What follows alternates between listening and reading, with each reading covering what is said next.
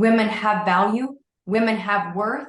We should pay women what they're worth, so that in another decade, still fighting this silly, because it is a silly argument, that we're still not battling the silly argument. And collectively, we are all working on bigger problems.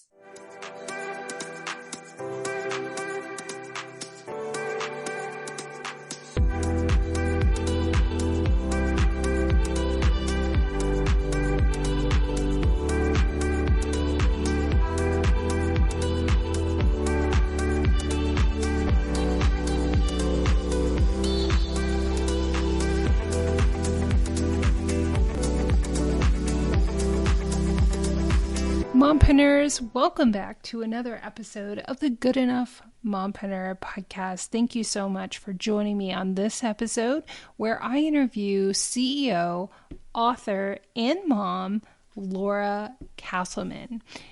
And you are going to learn so much from my conversation with Laura. She is an award-winning entrepreneur and CEO of JVZoom, a multi-billion-dollar tech company, and co-founder of the highly successful marketing company VitaStreet. She's also the author of her new book, Trust Your Increments: How Small, Consistent Steps Can Lead to Massive Success. And Laura and I talk about so many important things. I tried to make the most of my time with her because she has such amazing experience that when someone who has that caliber of experience is willing to spend time with you, you better make the most of it. So what are some of the things that we talk about in this conversation that are going to impact you and you're going to walk away feeling like you really learned something? We talk about confidence, understanding your self-worth, and Laura gives some really great tips on how women undervalue themselves, why and how. We talk about women in leadership and the unique qualities that women and especially moms bring to leadership positions. And we talk about not comparing yourself to other people and how to use your sense of self-worth to stop comparing yourself. We talk about how to negotiate and earn what you're worth and how to really educate yourself and to put yourself in a position where you're going to earn more and close that wage gap or that price gap that often exists between what men and women do. And then we also talk about the importance of protecting your mindset and prioritizing your happiness. So stay tuned for all of those important topics in this conversation. But first, I want to invite you to do a few things. One, if you're enjoying this podcast and the content of this episode, I would be so grateful if you would leave a review. That helps other mompreneurs find the podcast, and it also lets me know that I'm creating content that resonates with you and that you find helpful. Then two, subscribe to the podcast because you don't want to miss one episode with one mompreneur or one person who's going to share a tip, because I can't express enough how important it is that we're all just one comment. We're one tip away from greater expansion. And I think that's what we all should be working towards. And then three, if you know anybody who might benefit or enjoy this podcast, please just share a link. I would appreciate it so much. So without further ado, here is my interview with CEO, author, and mom, Laura Casselman. Today, I am talking with Laura Casselman, an award-winning entrepreneur and CEO of JVZoom, a multi-billion-dollar tech company in an obviously male-dominated industry. and co-founder of Vita Street, a marketing company that's also highly successful, and author of the new book, Trust Your Increments, How Small, Consistent Steps Can Lead to Massive Success. Welcome to the podcast, Laura. Thank you so much for having me. Absolutely. The pleasure is all mine. Thank you so much for your time and your busy schedule to talk about your book and share your experience and your wisdom. I'm sure we've got so much to learn today.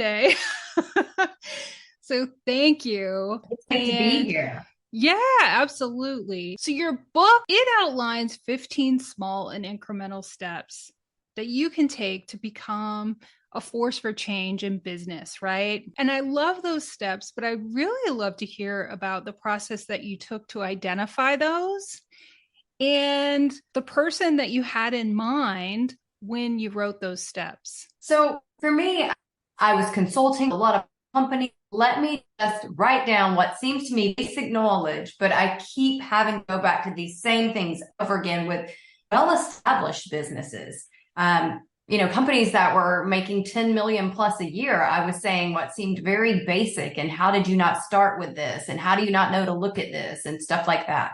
So I started with that. But then as I sent what I had written out to friends or colleagues for feedback, what I kept hearing was, hey, how are you not talking about these things that you face and that women in particular face? Yeah. Even from men that were reading the book previously were saying, Laura, like, we know, we've seen you go through these things. We know what you battle on a day-to-day basis. How are you not addressing these? And also, when you address them, you need to address how you do so and you maintain your happiness and your joy. Because it can be gut-wrenching, the things women in business go through. Yes. I loved how you obviously talked about a lot of struggles that particularly women go through in the workplace and in business, but you really talk about the ways to empower yourself. And may I say that it's in a very classy way. Sometimes in the moment, right, there's no one to ask. You just have to react. And I think sometimes you have to decide, is my safety at concern? And if your safety's in concern, then you don't worry about the repercussions of how you act. Yourself in a safe place. Absolutely. And it's like, we'll get into it more, but, learning how to control your emotions and to be prepared is like so important. So I would just really love to hear about what message you really envisioned the reader to take away from this book. Oh, there's so many pieces of information I'm going to take away, but if the biggest one piece of information that can be taken away is that women have value, women have worth. We should pay women what they're worth, so that in another decade, still fighting this silly, because it is a silly argument, that we're still not battling the silly argument, and collectively we are all working on bigger problems. Right. And I loved your statement in the book that you hope that it's obsolete in a decade, right? Let's hope. Yes. And when I think about the fact that our granddaughters, right now we're on track for our granddaughters to still be fighting this battle, what a waste of good brain energy towards bigger problems. Definitely. And I think that's why a lot of women come to me, is they are tired of facing that battle and want to chart their own course and have more agency over their own future and what they do. But as you put in your book, even when you do that, you're still going to have to do things like set a price that you're worth, and think about things like leadership, which I was going to ask you next. And we continually have this conversation on the podcast where it's not in the conversation, especially among women, as often and as much as it should be. So I would love to hear about your thoughts on leadership and what it means to you, and what are the strengths that we bring to leadership as women, because I think we need to own that. Absolutely. I think for me, leadership means ownership, while also motivating others to move in the same direction with you towards the desired outcome. Right. A lot of times hear people say that leadership means convincing people. I don't necessarily need to get people to believe in what I believe in. I need them to know where my goal is and motivate them to, while they're giving their work hours, towards that goal. So it's personal to me. I don't want to micromanage anyone. I don't want to force anyone. I want to hire the right people that want to fit my vision and want during their working hours get there. For women in leadership, I think that women are like master multitaskers and that we are highly collaborative, which makes us great team leaders. And I think that we are strategic, we're unafraid of hard work, and we know how to work with less because we are often given less. And I think these things are all great for leading companies, right? It makes us great strategists. It makes us know how to use less, get more, and get the entire team collaborating together. Yeah. And we talk about too, about thinking about those things that are transferable leadership skills that you're already doing, right? Managing a house, you know, whatever you're doing, and all of the other roles like daughter, aunt, whatever. So that is important. And I think we often don't value those things. But where are the places where you might suggest women need to strengthen our leadership skills? Like, what's the work that we need to do? There are a couple things, but in particular to me is that women need to stop selling the lie. What I mean by that is that, you know, like in social media, we know about highlight reels. I believe that too many women in leadership roles are selling the highlight reel, and it's like this whole work-life balance lie. We need to be working towards work-life harmony. We need to be realistic about the fact that we carry more of the household chores than do male counterparts. That the load is not equal. That it's hard. It is tiring. And it is rewarding. But we can't just sell the rewarding. Life is beautiful. Here I am put together every day. That is the lie. Yes. And I love that response. And that's so true, because when we're trying to live up to false expectations, we're not setting ourselves up for success. We're not being authentic. And I think when we're not being authentic and truthful, we're just not happy. It's just not going to work out that way. Exactly. So I really love that. That's a lot to think about. And I think your book really shows some of the nitty gritty and the real pressures and responsibilities in leadership. But we can't ascend to some leadership positions unless we have confidence, right? We have to believe in ourselves. 100. So, right. And so many of our listeners struggle with self-confidence. We all struggle with self-confidence. And I did in starting this podcast. So I'd really love to weigh in on how we can be more confident in pursuing our goals and our dreams.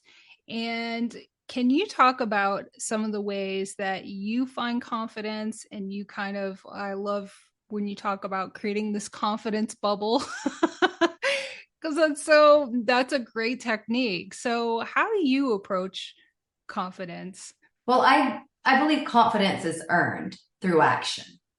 So the more that we do something, not only do we become better at doing that, but we also become more confident in doing it each time we perform that action.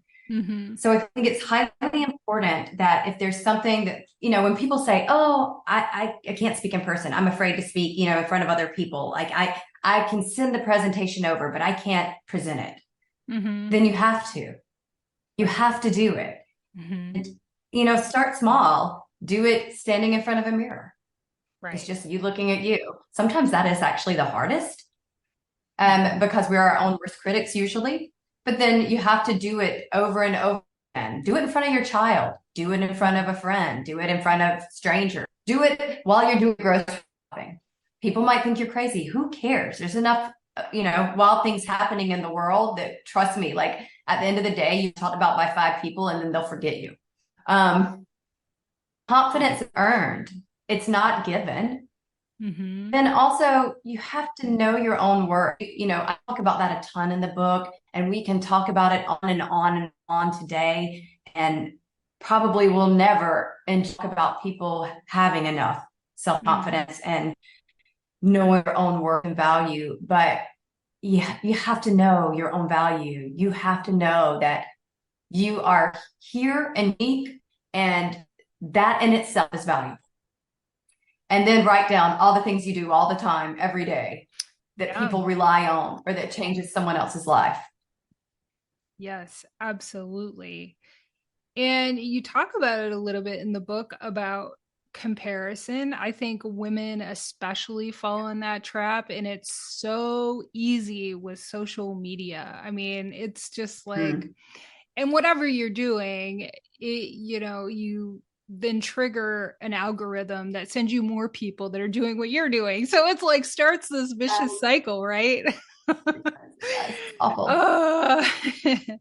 But, how can we start to approach not comparing ourselves and to stop apologizing all the time for confidence or anything? Like, I tell the story about how I was at the grocery store and a mom was apologizing for her beautiful, innocent daughter babbling to the person behind her. And it's just so it begins with us, and it begins at a young age where we start conditioning ourselves, and other people around us start giving us messages to apologize. So what are your thoughts on that?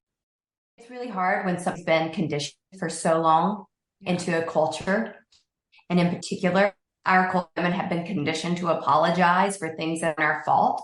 And I think the first step is becoming conscious of it. Right. Just realizing when you were apologizing for something you had zero control over. And then the next thing for me is I don't apologize if I'm not sincere about it, because I truly think one of the things in life is having someone give me an insincere apology, right? Like if you're going to apologize to me for something you did, then mean it. Because if you apologize to me and you don't mean it and tell, then I'm even more frustrated, right? I think how gross. So when you look at it that way, it helps you to, I don't want to be a gross person. I don't want to be apologizing for something I'm not sincerely sorry for. And that I had no control over. So it helps you to stop apologizing, realize like kind of gross that I apologize for things I have no control over and that I truly don't mean. So I think that's a big thing. But I want people to understand, if you're listening, when I say I am a master at not being jealous now, it is only because previously I was a master at being jealous. I talk about it in the book. I went through a phase that ugly. No one else knew it but me, but I was jealous of my friends' wins. I was frustrated with the effort I was putting in and the lack of wins I was seeing. And I was on social media, which, I mean, it has a purpose. Right. Too many times we take it far past its purpose. And I was watching all my friends and thinking, why not me? And not why not me in a like motivating way, but why her instead of me? How gross. Ugh. I hate to even think about that, other than to use it to remember not to be that way. Right. You have to put work into recognizing when your friends are winning, it's your turn to be a cheerleader. Because winning seasons, no matter the person, winning seasons last forever.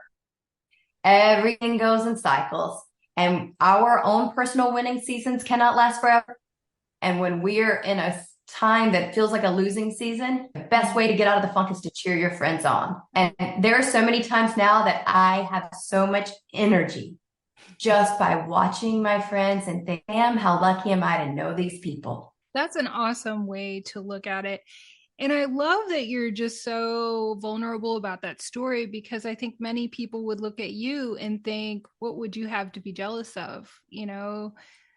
You have a very, impressive background from your performing arts and to, your time in business. So the fact that even you suffered from comparison and jealousy is that speaks volumes that we're all susceptible to it. It's not just, you know, it happens to everyone. So you can really control your mindset Yes, about it. I love that. absolutely. And I think we really truly have to take responsibility for our mindset. We look out, we watch the news, we see how many people are self-harming in Right. today's world. And that is a mindset Mm-hmm. issue. And Mm-hmm. it is so sad, especially for our youth, because as adults, if we aren't modeling to them how to find our own happiness, how to cheer on our friends, how to Mm-hmm. not someone else's success and make it feel like our failure, then Mm-hmm. we are failing. Yes, 100%. It's definitely something we need to continue to work on because we're really in the infancy stage, I think, about how we deal with social media and everything has changed so much and it got so intense during the pandemic that we're still all dealing with that, but it's definitely something you can work on for sure. But I think a really important Yes. part of not comparing yourself to other people and finding confidence is really understanding and valuing your worth and what you bring to the table. I absolutely agree with And I think women, and myself included, for the longest time, I didn't understand my worth and understand it's like, how can you ask for a seat at the table or even build your own table without understanding what you bring to it, right? But I don't think that women are kind of taught or that perspective is intuitive because we're often serving so many other people and in various roles in our lives. So, what do you think are some of the strengths that we often don't recognize that are valuable that we bring to leadership? I know you mentioned some of them that were collaborative, but where do you think women really sell themselves short? I think because women are collaborative, they give the acknowledgement to the team instead of themselves. And a Mm, lot of times it's women driving the team. mm, And I think that part of that is because women are less ego driven. So yeah. it makes us great collaborators, but Mm-hmm, it means we don't take the recognition when we deserve it, or we mm-hmm. don't stand up for ourselves when we deserve to say, hey, yeah, that was my great idea. Right. um, and so a lot of times women pass acknowledgement on to someone else, and then Mm, they forget down the road because someone else got the credit. They forget that it was their idea. And a lot of times I think that like working mothers undervalue themselves the most when they are like the MVP. Working mom, you just keep a running list of things you do that if you didn't do, the whole system would shut down, yes. from being the first one up to waking everyone else up to getting breakfast ready to getting the kids dressed and out the Mhm. door to driving them to school. Like our days before work is a whole work day for a lot of people. Yep, it sure is. And, again, just like I mentioned, those transferable skills that we can take to managing and leading our families, to business, to the workplace. And we discount those so often. And it is, it makes me sad the years that I didn't value myself in those skills.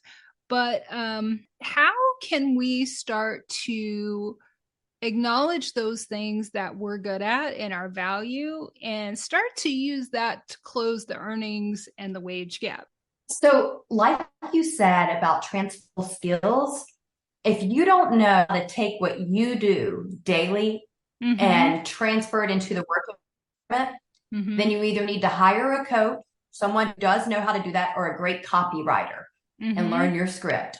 Because the Mm-hmm. skill sets that mothers have to utilize are absolutely needed in the workplace. It's mind blowing to me when women undervalue themselves this respect. But like I said, if you don't know, put your money into a coach or into a great copywriter who can teach you how to present yourself.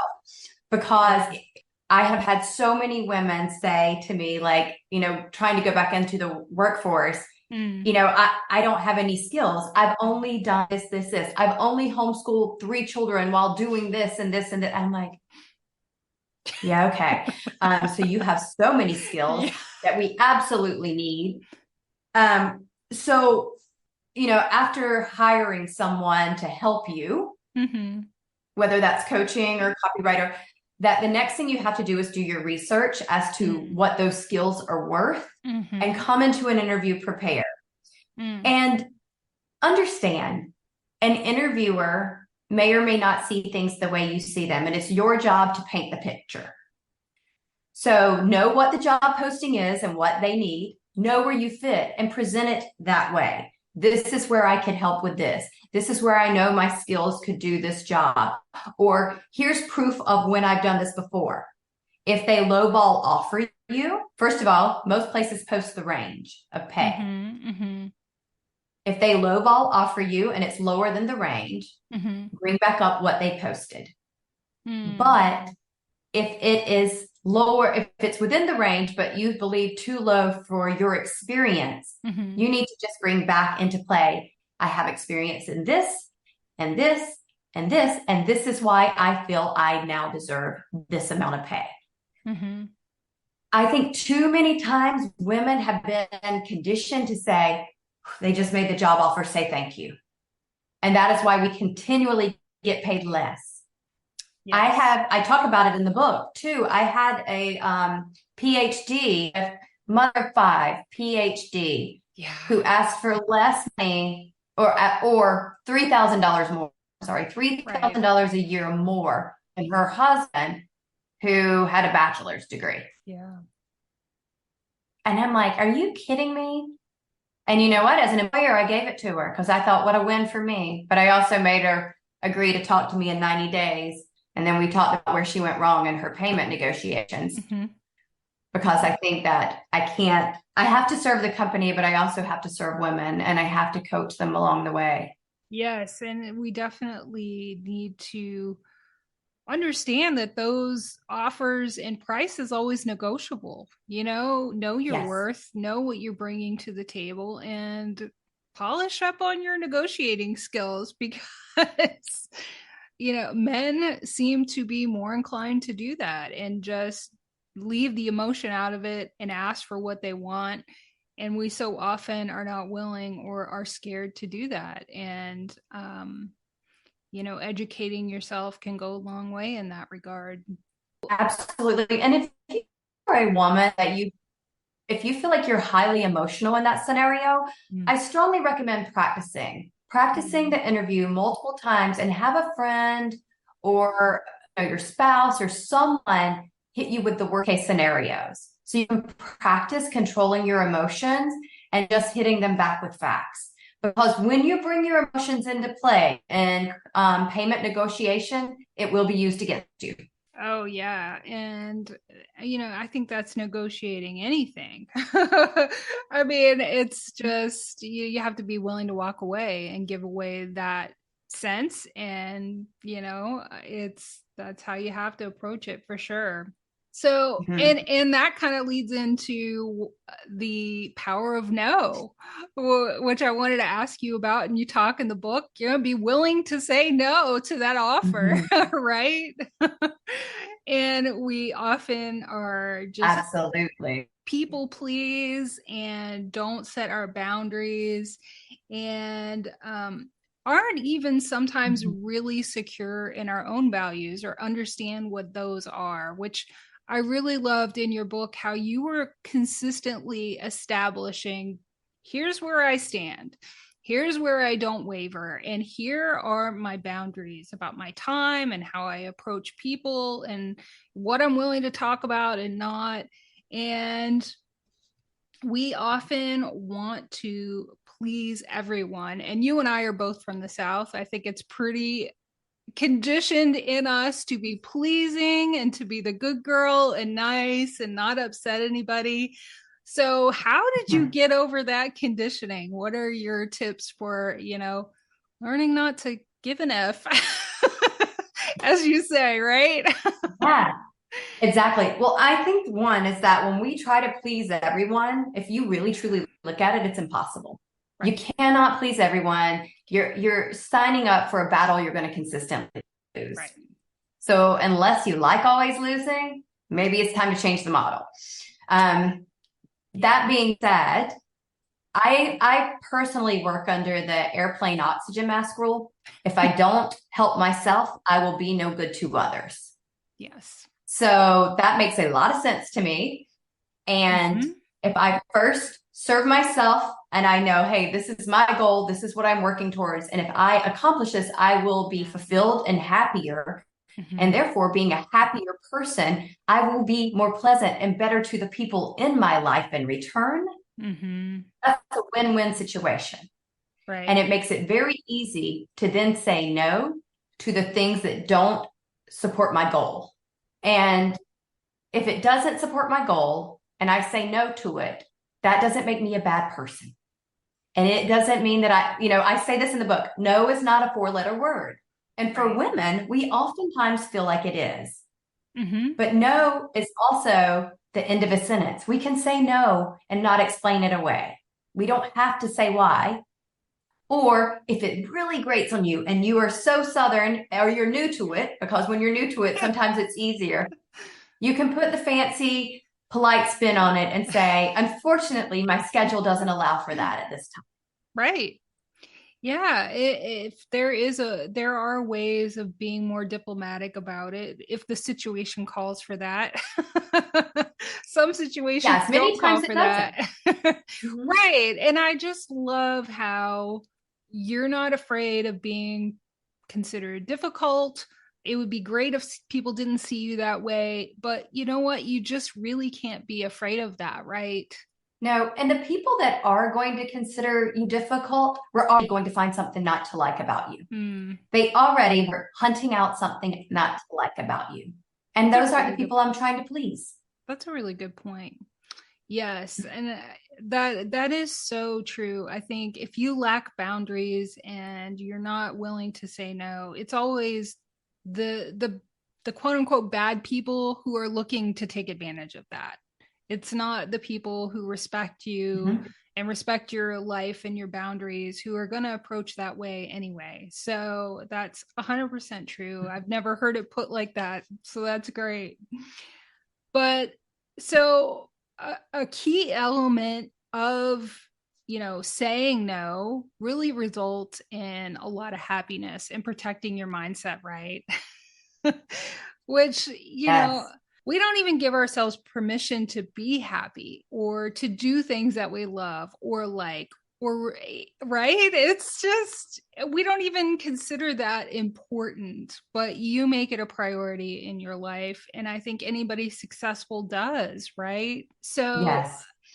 how do you protect your mindset? How do you approach and stay positive and focused in that way in what you do? It's a choice and it's conscious effort.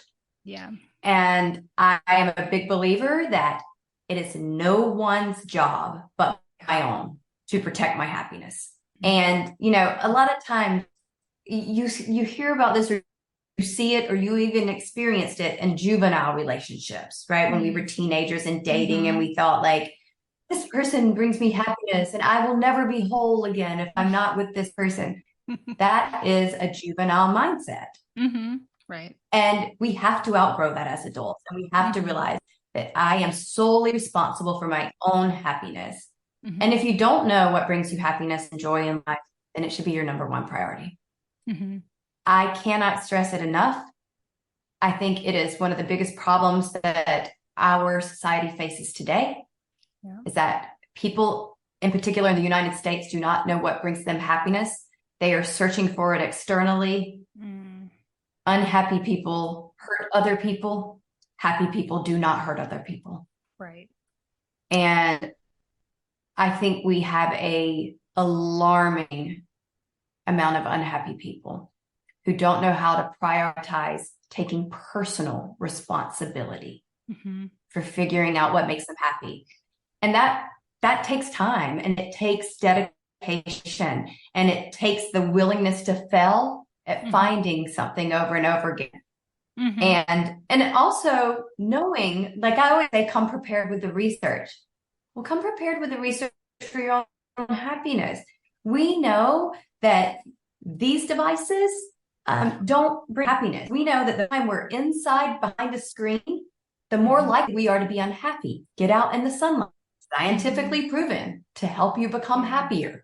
We know exercising for 20 minutes a day helps release endorphins that make us feel happiness. If you're not exercising each day, are you really trying to be happy?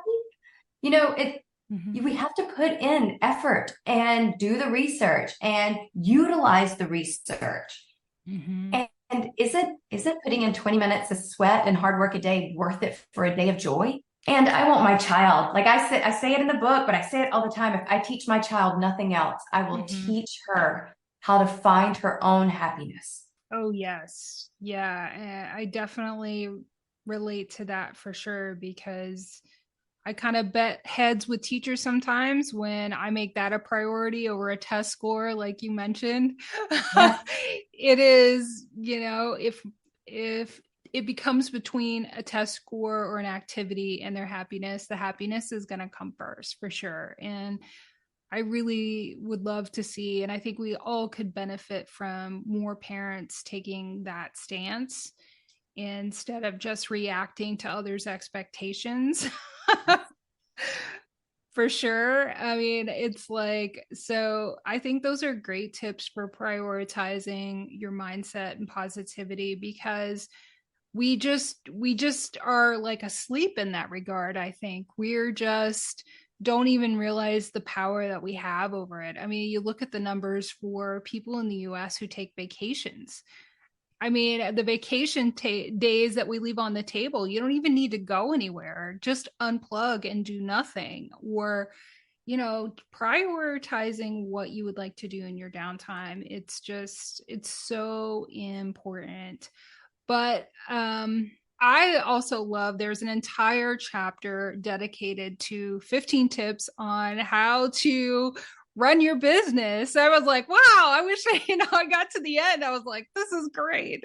And I know a lot of my listeners who are starting businesses and growing their businesses will really get a lot of value over just this one place where they can it's just awesome that you put it so simply in one place, but I know it can be kind of overwhelming. So I would love, there's this magic number 3. If you could focus on like 3 things, those are things your brain can handle. Because I think we get overwhelmed and think we have to do it all at once, all the time. So I'm interested to hear, like, if you are starting your business and you want to focus on 3 things first, where would you guide listeners to do that? I would say the first thing is to plan your end result and work backwards. I've been running largely successful companies for a long time. And I work off just pen and paper, even though I run tech companies. But at the beginning of every one of my notebooks I'll cover it up, but it has the goals for each company at each page at the beginning. And then I break it down into quarters, into weeks, into days, and I work my plan every day. And that doesn't mean that things don't come out of the blue. They do every single day, but those things get added to my daily list. And I have planned the end result, and I work the plan every day. Yeah. So I think that's a big one. The other one we've talked about, learning to say no. Doesn't support your end goal, then you have to say no if you truly plan on reaching that end goal. Right. I think that is a huge problem for many entrepreneurs, but in particular for female entrepreneurs. Right. And then the third one, I would say, know your numbers. 82% of businesses fail every single year that are actually profitable, but they have bad cash flow. Mm. Bad cash flow comes from not knowing your numbers and the timing of those numbers. So not knowing when your money's coming in and when it's going out. Mm-hmm. And also from not knowing what your key performance indicators are for your company. What moves the needle? Mm-hmm. What matters most? You don't have to know every number off the top of your head, but you have to know the daily numbers you should be looking at. And Mm-hmm. I've seen businesses go from making no money to making $6 million a month and then go under because bad cash flow and simply not knowing their numbers. And Wow. it's wild to me. I'm like, oh my gosh, you guys had something, but you just were Mm-hmm. lazy in management. So Mm-hmm. entrepreneurs, we get really wrapped up, right? We have so many things on our plate that Mm-hmm. we get wrapped up and Mm-hmm. we keep pushing things that we don't like to do off to the side. Mm-hmm. So if you don't like knowing your numbers, you better just get used to the fact that like you got to eat that frog every morning. Yeah, or if there is something you don't like to do, find somebody to help motivate you or keep you accountable or to work with you on it. Mhm. It's Yeah. like, yeah, for things that I don't necessarily like to do and zap my energy or I hesitate to do, I try to find somebody that helps me in that way for sure. It's so helpful because I think one of the things that is particularly dangerous in starting your own business is you go from the bottom step to the top rung without having all of that experience in between. So I think your tips in the book are particularly helpful in that regard because it kind of gives you a sense of like, okay, here are some of the things you're going to either encounter or you need to learn. And I think Mhm. that that's so valuable.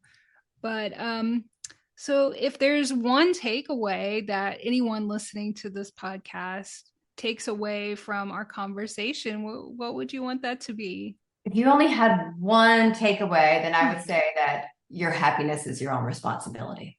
Make it your Mm. priority, make it your most important job, your most important life work. Right. Yeah. And so many women come to me because they want to start a business to be more happy. But in the process, they forget to keep that as a priority and they recreate what made them miserable. So Yes. don't do that, ladies. It is tough.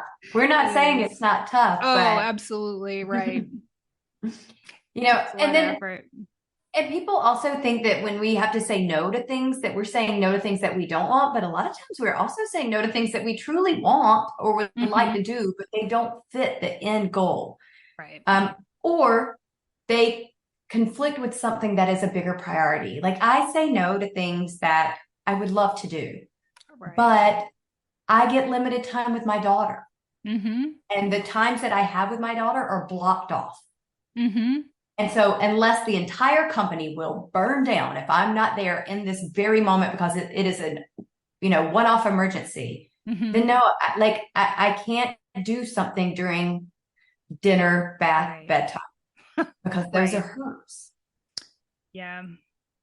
Yeah. You definitely have to have your non negotiables. And it goes back to just setting boundaries and what really is important to you.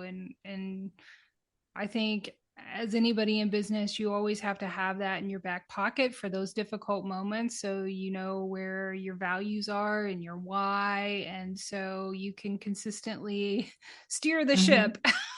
That's right. Yes. Absolutely. Well, thank you, Laura, so much for your time to talk about the book and for writing the book. I mean, it's so needed. Where can listeners connect with you? And we'll definitely leave links to where you can buy the book. Yes. You can find me at lauracasselman.com. All my social media is connected there, so you can Great. click on whichever platform you utilize Hmm. to follow. Where I often leave business tips and, you know, my personal direct views on life. As you said, I'm very direct. And I like That's to, I great. don't like to, but I do ruffle feathers a lot on my social media. It's funny, I can post the same thing on Instagram and on TikTok, and TikTok's mad about it and Instagram loves it. It's age group differences.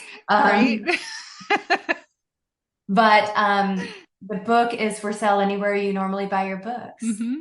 All right. I love it. Thank you so much. And we learned so much. And, there are things that we talk about over and over, but I think we just can't hear them enough. We have to have that reinforcement. So thank you so much Yeah. for doing that. Thank you. I appreciate you having me and giving such a thoughtful interview. Oh, I appreciate that. You're so welcome. Thank you. Thank you so much again to Laura for your time and sharing your insights in your new book. I'm going to leave the links to connect with Laura and to check out her new book in the show notes directly under where you are listening to this podcast. So check that out. And if you would like to connect with me, you can connect with me at mombusinesscoach.com. All my social media links, ways to connect with me are there. And again, if you haven't left a review yet, please do so. It really helps out the show and it really helps me in sitting by myself behind this mic. It really helps me connect with you. And I just love to hear your feedback. I get messages all the time from mompreneurs sharing how episodes impact them. So please don't be shy and let me know. I love to hear about it. Send me a DM. It doesn't have to be public, but it really means a lot to me. So if you are listening to this on Monday, Memorial Day, when it's publishing, I hope you're having an amazing holiday away from your business, focusing on your mental health and resting. And thank you so much. Be sure to subscribe because I have another episode coming to you later this week, and we have the 50th episode coming up soon, and I'm going to have a special announcement about new ways that I'm going to be serving you, the listeners, coming soon. So stay tuned for that announcement coming at you soon, and I cannot wait to talk to you on the next episode of the Good Enough Mompreneur podcast. I'm your host, Angela Mashuli. Have a great week. Bye.